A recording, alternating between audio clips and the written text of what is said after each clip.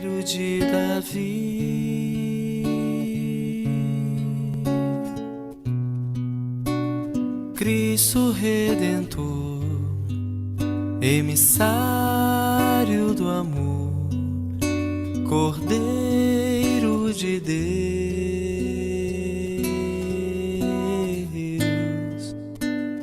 assim o mundo conhece. Nas asas da mídia. Um abraço para todos os companheiros do Tarefeiros do Bem. Olha que nome bonito que vocês encontraram, não é? Tarefeiro, aquele que abraça uma tarefa e vai com ela, né? Fazendo o bem. Nos deram um tema na conversa que a gente teve com a Ângela, um tema que eu acho bastante oportuno para esses momentos que estamos vivendo de mudança de paradigma, porque o que está havendo no planeta Terra não é algo exclusivo do Brasil, é no planeta. É uma mudança de paradigma, é uma mudança de status.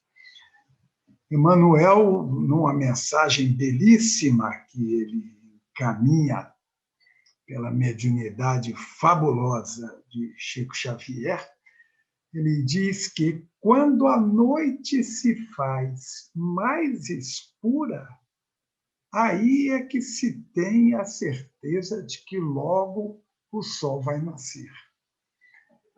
E é essa mensagem que a doutrina espírita traz. É a da esperança. Então, o tema que a gente conversou, um ensino de Jesus para esse período de transição. Pandemia, pós-pandemia, vacina, pós-vacina e etc. Mundo de regeneração. Um ensino de Jesus. E eu fiquei pensando neste assunto devido a um fato que aconteceu comigo e que eu achei muito interessante. Pensei, ora, isso aí até que dá para a gente fazer um comentário evangélico a respeito desse encontro que eu tive. Vou contar para vocês.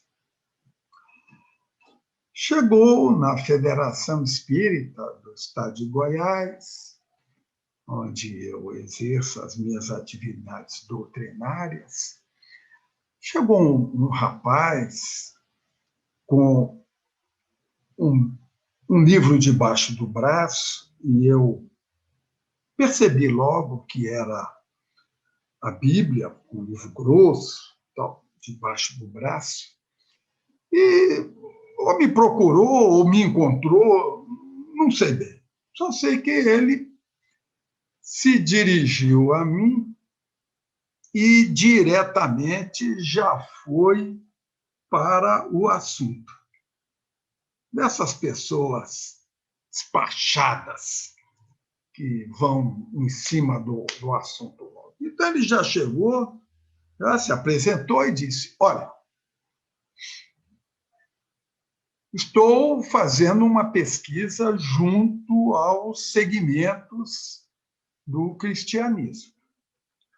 Já estive na Igreja Católica, passei, inclusive, pela Igreja Católica Brasileira, e estive agora, e me apontou, saí agora ali daquela instituição evangélica, na frente da federação tem uma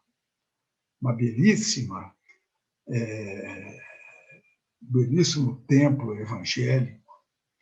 Saí dali E agora estou vendo aqui que eu quero saber a opinião dos espíritas, e já peguei a opinião de um punhado de gente, a respeito desse tal mundo de regeneração que a gente ouve muito falar. E eu tenho a certeza de que vocês, espíritas, parece são os que mais comentam a respeito disso. Eu estou muito interessado neste assunto. Eu falei, muito bem, meu amigo, bacana, que bom que você veio, mas você me disse que esteve na Igreja Católica Brasileira também, e no templo evangélico aqui.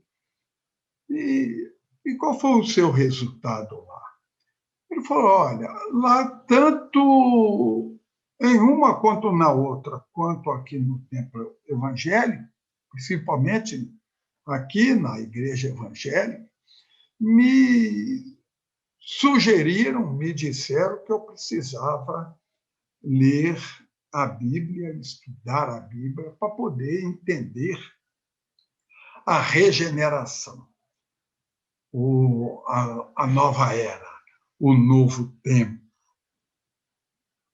Foi bacana, é um belo ensinamento, é uma bela sugestão. Estudar a Bíblia, entender, compreender os seus ensinamentos dentro do seu significado, muitas das vezes metafórico, figurados, para tirar uma orientação, um ensinamento, realmente é muito bom. Eu estava ali recordando aquilo que o Espírito da Verdade colocou lá no Evangelho segundo o Espiritismo, no capítulo 6, no item 5, capítulo 6, o Cristo Consolador, venho como outrora aos filhos transviados de Israel. E lá no final da mensagem diz assim, no cristianismo encontram-se todas as verdades. É da origem humana os erros que nele, no cristianismo, se enraizaram. Então, eu, na conversa com ele, eu estava me lembrando disso, então incentivei. Meu amigo, se te sugeriram a estudar a Bíblia, faça isso, estude, é muito bom, tem ensinamentos extraordinários que a gente, quando a gente consegue entender, a gente verifica que tem ensinamento para todos os detalhes da vida da gente. Eu falo, pois é, mas eu tenho uma dúvida aí a respeito de que Bíblia usar. Eu estava pensando que era as Bíblias de hoje, né? Não, a dúvida dele era um pouco mais profunda. Ele falou, olha, porque tem a Bíblia hebraica, que no original tinha 24 livros. Eu falei, perfeitamente. 24 livros dispostos em 3 partes. Eu falei, pois é, que Bíblia que eu leio? Porque a hebraica ela tem 24 livros, mas a grega, que saiu dela, tinha muito mais, tinha 40 e qualquer coisa. Eu falei, não, peraí, não foram acrescentados livros a mais. Foi um desdobramento da Bíblia hebraica, porque muitos profetas estavam juntos. Então, resolveram fazer uma divisão melhor. E na tradução da Bíblia hebraica, 2 séculos antes do Cristo, inseriram mais alguns outros livros, o pessoal chama deuterocanônicos. São 7 obras que foram incluídas, porque acharam interessante incluir. Ele falou, pois é, então fica essa diferença de livros Porque a Igreja Católica tem tantos livros, 39 no Antigo Testamento, mas o movimento evangélico tem 46, vou ler, são 7 a mais que inseriram. Mas não tem problema, não. Nos 39 você já vai encontrar a informação. Ele falou, pois é, mas é livro demais. É livro demais. Se a gente for pegar 39 livros para ler, para poder entender o que é preciso fazer para entrar nesse mundo de regeneração, que dizem que já chegou, já está instalado. Ora, aí, quando eu acabar de ler o livro, o mundo de regeneração já passou, eu vou ficar de fora. Eu percebi a agonia do companheiro. Eu percebi a agonia dele. Ele estava com pressa de talvez resolver algum problema íntimo. E ele estava no rumo certo, procurando as religiões para a sua orientação. Eu falei, meu amigo, eu vou te dar uma bela notícia. Ele falou, eu estou precisando. Eu falei, olha, Jesus, indagado a respeito do Antigo Testamento, resumiu todo o Antigo Testamento, seja 39 livros, seja 46 livros, conforme o seu segmento religioso. Jesus resumiu todo o Antigo Testamento em 2 mandamentos. Fez uma síntese extraordinária. Ele falou, já sei qual foi o ensinamento. Eu falei, então, diga. Amar a Deus sobre todas as coisas e ao próximo como a ti mesmo. Eu falei, perfeito, é isso mesmo. Não esquece do amar a ti mesmo, não. Eu falei, então você está querendo me dizer que a gente não precisa ler o Antigo Testamento? Eu falei, não vou tirar esse prazer. Tem muita gente que gosta.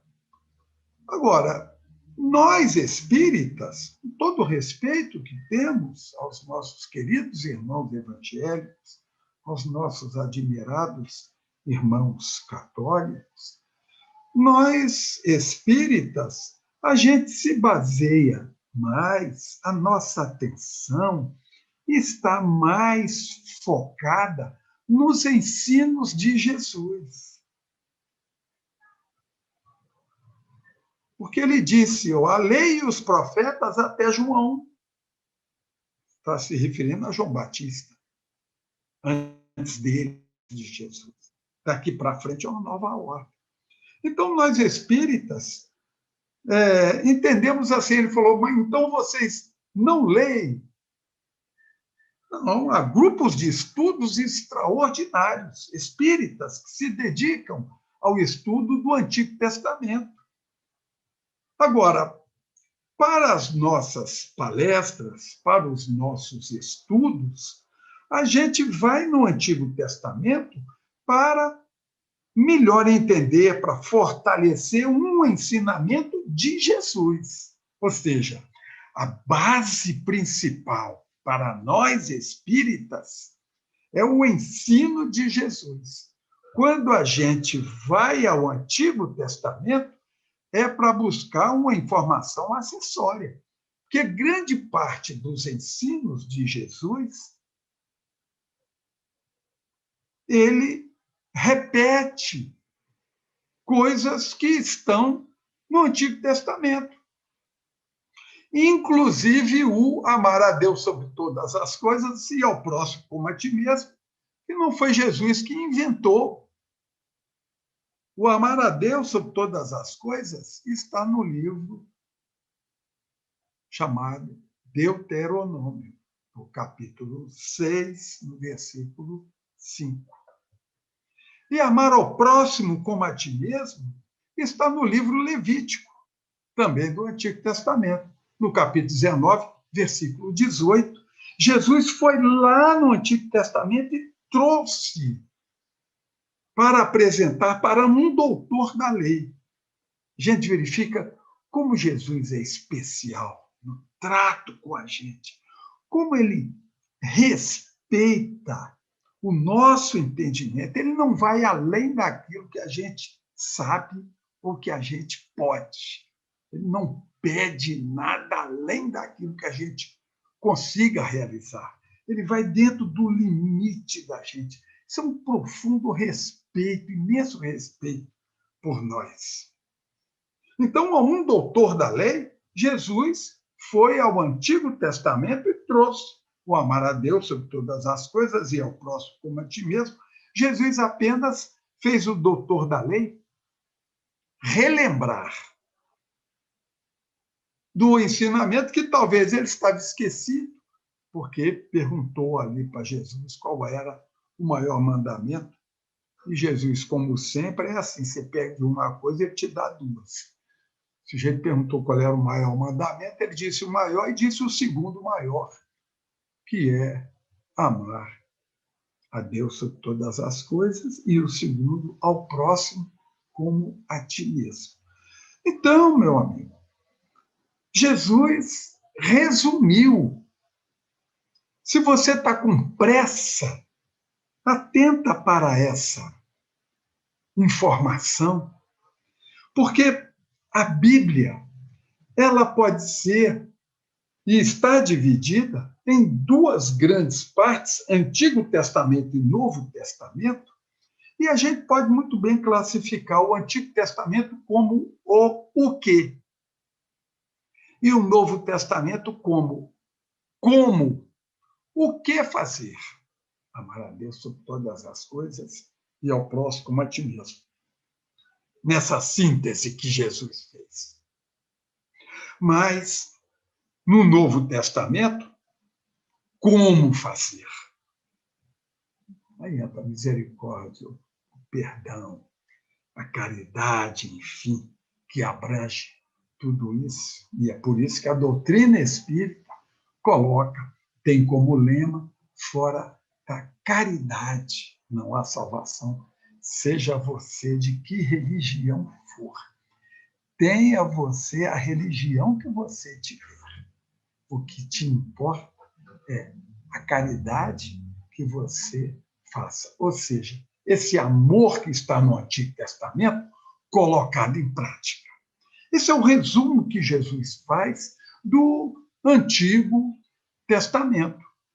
Ele falou, então, eu não preciso ler conforme me recomendaram? Eu falei, não, leia, estude, mas se você está com pressa, é seguir estes ensinamentos que Jesus, de maneira tão bonita, sintetizou para nós. Fechando aí todos os 39 ou os 46 livros do Antigo Testamento. Eu falo, muito bem, que bacana, é mesmo, você lembrou de algo bacana. Então, eu não preciso ler livro por livro e decorar tudo e tal. Mas se você não está querendo apenas o conhecimento intelectual, mas se você está querendo levar isso de uma maneira efetiva e afetiva, o ensino de Jesus cabe bem, essa síntese. Amar a Deus, amar ao próximo, amar a você mesmo. Esse é o Antigo Testamento, nessa síntese espetacular que Jesus faz para a gente e que bem sinaliza aquilo de que nós necessitamos para adentrar no mundo de regeneração. Foi ótimo, mas e o Novo Testamento? Para que serve, então? Serve para mostrar como fazer. Porque o Antigo é o que fazer, amar. Como amar? O Novo Testamento nos indica, nos mostra, para que a gente mude de patamar. A hora que 50% mais um da população terrena, entre encarnado e desencarnado, tiver com essa ideia, o mundo muda de patamar. Porque quem faz a mudança do planeta não é o planeta em si, mas aqueles que o habitam, com o seu pensamento, com a sua carga emotiva, com os seus condicionamentos, com as suas coisas. Somos nós que faremos o mundo se transformar mais cedo ou mais rápido, dependendo de nós mesmos, da nossa própria ação. Então o Novo Testamento é para mostrar para a gente o que fazer, que é o Antigo, e o Novo Testamento é o como fazer. É assim que eu penso, assim que eu imagino. Pois é, mas se no Antigo Testamento tem uma síntese, por que no Novo Testamento também não há uma síntese? E pode ser feita. Agora, quem tem autoridade para fazê-la é Jesus. Quem tem autoridade para apresentar esta síntese é Jesus. Ele me falou, mas quantos livros tem o Novo Testamento? Também tem variação, como no Velho Testamento? Eu falei, não.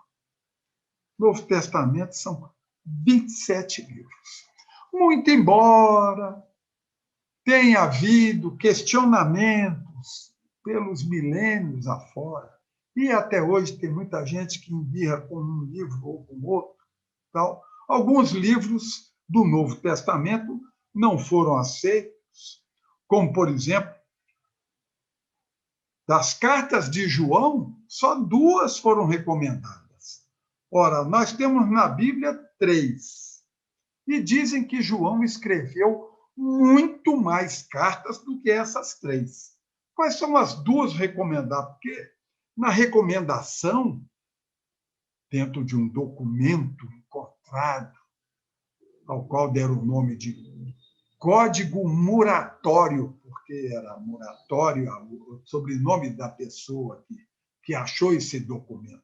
Lá tinha uma relação de livros do Novo Testamento que seriam indicados para o estudo, para a leitura, mas lá diz apenas 2 cartas de João. Não diz se é a primeira ou a segunda, a primeira ou a terceira. Então, até hoje há várias obras em que há pessoas que, por exemplo, não aceitam a terceira carta de João, dizendo que ela é apócrifa. Tem gente que não aceita a carta de Paulo aos Hebreus. Interessante que Emmanuel, na fabulosa obra Paulo e Estevão, Emmanuel diz que foi a única carta que Paulo escreveu de próprio punho, porque todas as demais ele ditava.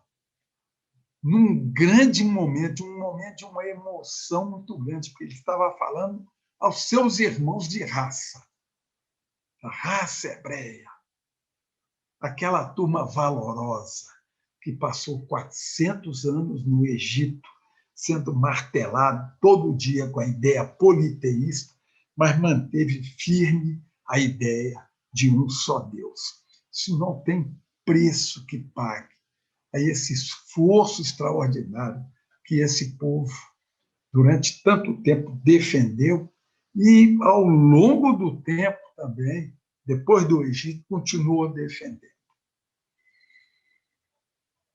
Então, a carta aos Hebreus, tem muita gente que não aceita porque diz que ela é muito diferente. Então, há hoje uma certa controvérsia em algumas obras do Novo Testamento, das 27. Mas, geralmente, são aceitas, tirando um ou outro estudioso um pouco mais contundente, que acha defeito em uma ou na outra. Há, no Novo Testamento, 27 obras, e que são geralmente aceitas. Os 4 evangelhos, muito mais do que 4 evangelhos, mas esses 4 é que foram escolhidos por Jerônimo. No início do século V, escolheu Mateus, Marcos, Lucas e João, os 4 evangelhos. O livro de Atos dos Apóstolos, as 14 cartas de Paulo, as 7 cartas de outros discípulos, 3 de João, 2 de Pedro, uma de Tiago, menor, uma de Judas Tadeu, e, ao final, o livro Apocalipse. Somou tudo, 27 obras. E o companheiro me disse, pois é obra demais para a gente estudar. Eu estou com pressa de começar a praticar logo a recomendação do Novo Testamento a respeito do mundo de transição. Eu queria algo que me dissesse, como você disse lá no Velho Testamento, amar a Deus sobre todas as coisas e ao próximo como a ti mesmo. Eu queria uma recomendação assim, taxativa, que eu sou direto, eu gosto das coisas assim. Faça isso e eu vou correndo fazer. Falei, bacana. Então, você está querendo ensino de Jesus para ingressar no mundo de regeneração? Ele falou, é isso. Eu falei, então, você, por hora, não precisa estudar as demais obras do Novo Testamento. Fica só com os 4 evangelhos. Não estou aqui querendo dizer a você que você não deva ler. É um prazer extraordinário ler as informações de Pedro, de Paulo, de João. É cada informação, cada uma mais bonita do que a outra. Mas, se você está querendo o ensino de Jesus, pegue os 4 evangelhos. Ele falou, ótimo, então, de vez em ler 27 livros, eu só tenho 4 livros para ler. Ótimo, excelente. Mas eu vou dizer uma coisa para você, me disse ele. 4 livros ainda é livro demais, eu vou perder muito tempo. Eu falei, meu amigo, você tem razão. Você tem razão. Porque os 4 evangelistas escreveram mais ou menos a mesma coisa, conforme viram, conforme sentiram, conforme entenderam. Não é a palavra direta de Deus. É o ensino divino passado pelo filtro humano, que funcionou aí como intermediário, ou, para usar uma palavra moderna, como médium dessa informação que veio. E cada um deu o colorido conforme o seu entendimento, conforme o seu conhecimento. Mateus, Marcos, Lucas e João. Leio os 4. Ele falou, pois é, mas é livro demais. Eu falei, olha, como os 4 livros, eles mais ou menos indicam, informam a mesma coisa, com diferençazinha, às vezes, mais preciso de um do que outro. Mas, como eles informam, escolha um. Ele me perguntou qual. Bom, eu gosto muito de Mateus, porque Mateus sabia escrever, escrevia bem, era cobrador de imposto. Naquele tempo, quem sabia ler e escrever era alto funcionário. Hoje o sujeito sabe inglês, francês, alemão, e tem pós-graduação, PhD, pós-pós e não sei o que mais, está desempregado.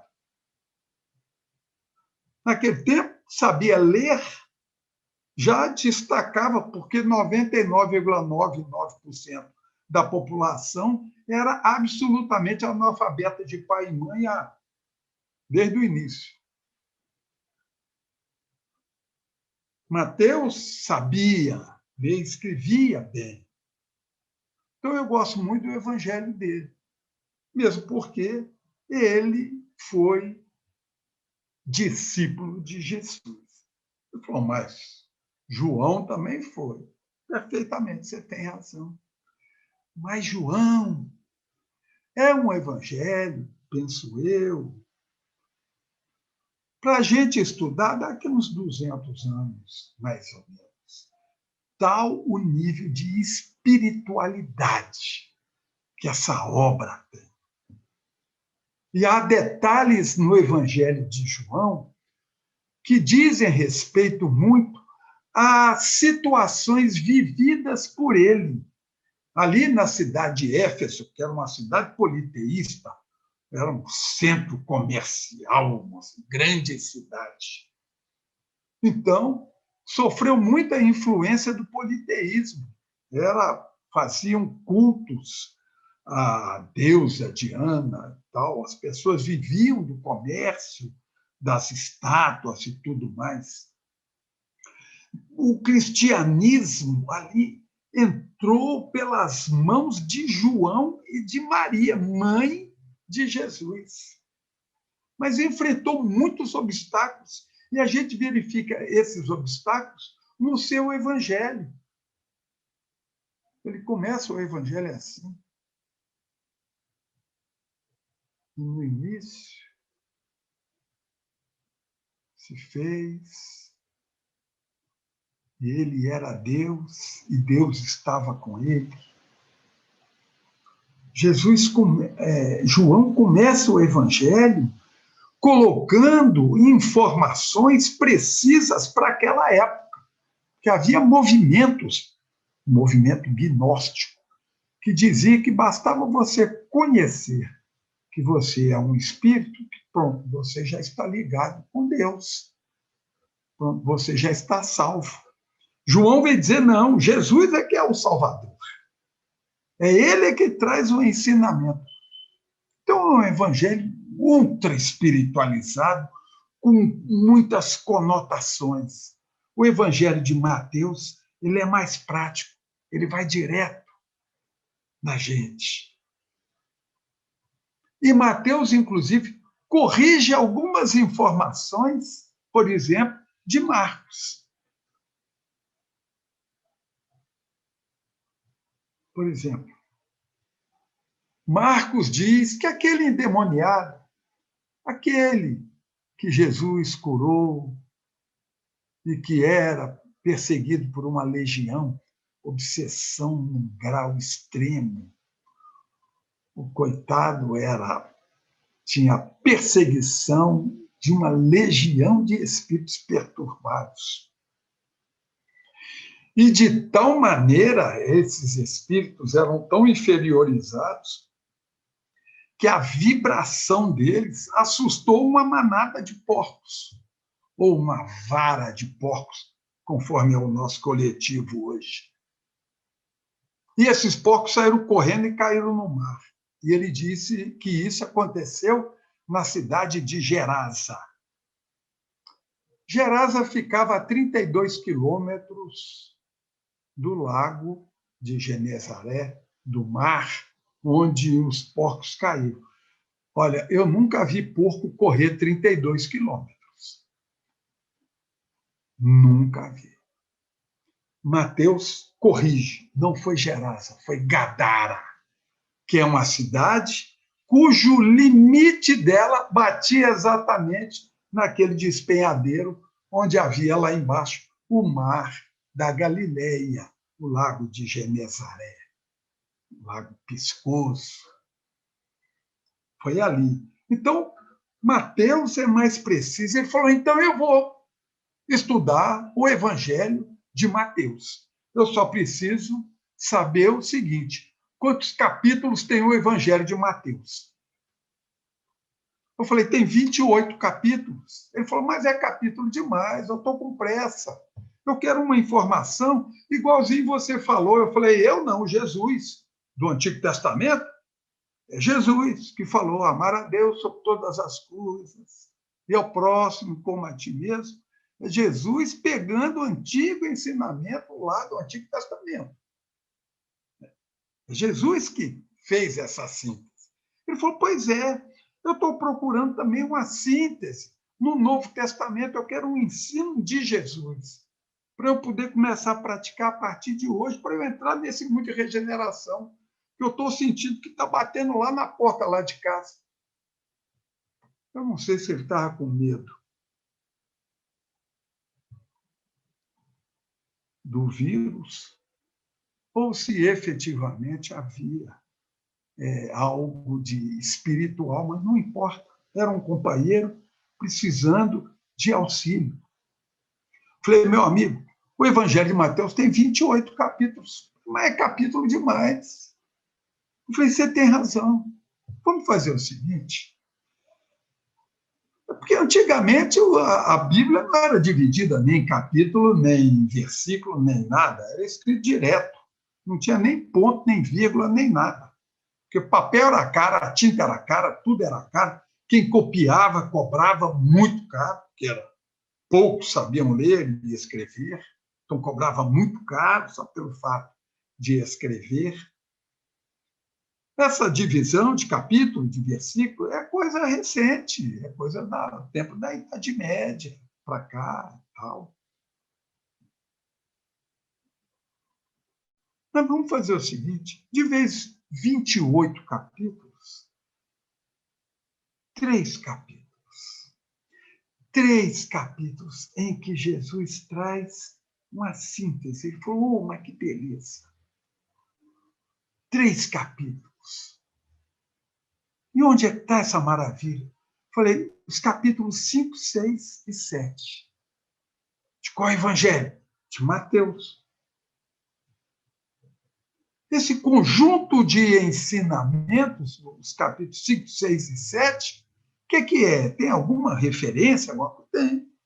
O chamado Sermão do Monte, ou Sermão das Bem-aventuranças, em que Jesus, vendo a multidão, subiu se fosse aqui em Goiás, a gente dizia que era um cupizeiro, que ele subiu num montinho assim, não foi num monte altíssimo, uma coisinha assim, algo que ele pudesse ver todo mundo só. Jesus mostrando para a gente que para ensinar o povo não precisa altos postos, não. Você lá na planície onde você está, você consegue levar ensinamento. Que esse é o trabalho do cristão, conforme a página lindamente lida para nós na abertura do nosso trabalho. Aos montes, subir aos montes. Mas não precisamos de montes altíssimos. Então, Jesus subiu no montico e deixou ensinamentos espetaculares e que Mateus registrou nos capítulos 5, 6 e 7 do seu evangelho.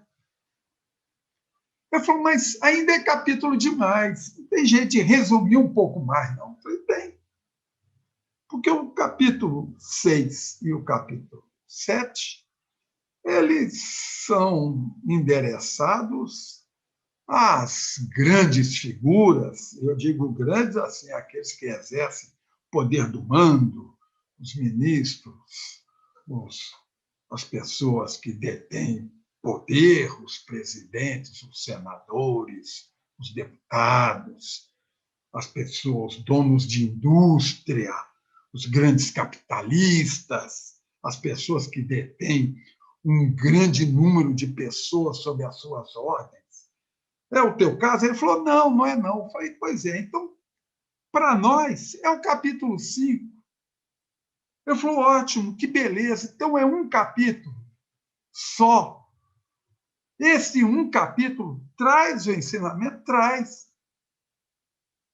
Ele falou, mas me diga uma coisa, quantos versículos tem o capítulo 5 do Evangelho de Mateus? Eu falei baixinho para não assustar ele. 48. Ele falou, é versículo demais. Eu estou querendo um versículo. Eu estou querendo, pelo amor de Deus, uma frase de Jesus, que eu possa pegar essa frase e utilizar na minha vida para eu entrar nesse tal desse mundo de regeneração, para eu atravessar essa transição tranquilamente. E, meu amigo, você tem razão. Porque dos 48 versículos do capítulo 5, que faz parte de um conjunto de 3 capítulos, 5, 6 e 7, do Evangelho de Mateus, que tem 28 capítulos, que faz parte de um conjunto de 4 evangelistas, que compõem um conjunto de 27 obras, e que corresponde à nova parte daquilo que tem 39 ou 46 obras, chamado Antigo Testamento, desse conjunto todo da Bíblia. Há um versículo em que Jesus especialmente deixou para a gente nessa época de transição, de pandemia, em que Jesus colocou para nós, ele se lembrou da gente, lá no Sermão do Monte. Ele pensou lá no início do ano 2020, os meus irmãos vão passar por dificuldades. Então, eu preciso deixar um ensinamento para eles aqui, para eles poderem pegar de toda a Bíblia um ensinamento de Jesus. Onde está esse ensinamento? Está em Mateus. Está no capítulo 5. Está no versículo 5. Não dá para esquecer. Capítulo 5, versículo 5. Em algumas obras, em algumas Bíblias, está no versículo 4. Mas foi uma inversão indevida. O texto grego traz este ensinamento no versículo 5, não no 4. Mas que preciosidade que é essa? É uma bem-aventurança em que Jesus olha para o povo e diz: bem-aventurados os mansos, porque herdarão a terra. Porque vão entrar, passar na transição e vão entrar no mundo de regeneração. Bem-aventurados os mansos. Eu acho tão interessante isso, porque herdarão a terra. Eu acho tão magnífico isso, porque Jesus veio aqui na terra, botou o pé na lama aqui junto com a gente, Espírito Cristo, que vem aqui botar o pé na lama com a gente, e veio falar do mundo, do reino de Deus, do reino dos céus, da espiritualidade. Essa é a missão de Jesus. Mas por um breve momento ele para e, por misericórdia a cada um de nós, ele fala: bem-aventurados os mansos, porque herdarão a terra, porque permanecerão nela, nessa transição que ela faz em direção ao mundo de regeneração. O companheiro olhou para mim e falou: olha, eu gostei muito, achei bacana essa síntese. Eu acho que você tem razão. Eu falei: eu espero também que eu tenha. Ele falou: olha, mas eu vou dizer uma coisa para você. A minha família veio do Nordeste. E lá no Nordeste, esse negócio de manso não é muito bom. Tem uma conceituação meio errada, diferente disso aí que você está falando. Você tem razão, meu amigo, mais uma vez. Porque Jesus falava em aramaico, que era a língua corrente na época, linguagem essa aprendida no tempo em que eles ficaram na Babilônia. Moraram por 50 anos na Babilônia. Então adquiriram o aramaico, que passou a ser a língua corrente, popular. Jesus falava em aramaico. O texto escrito por Mateus, como de todos os demais do Novo Testamento, foi escrito em grego, que era o inglês da época. Não havia ninguém que escrevesse algo que não fosse em grego. Escrito em grego. No ano 400 e qualquer coisa, século V, portanto, foi passado para o latim. No ano 1680, um homem chamado João Ferreira Almeida pegou um texto em holandês, cuja origem ela é... Há pesquisadores que dizem de onde veio, mas é meio incerta.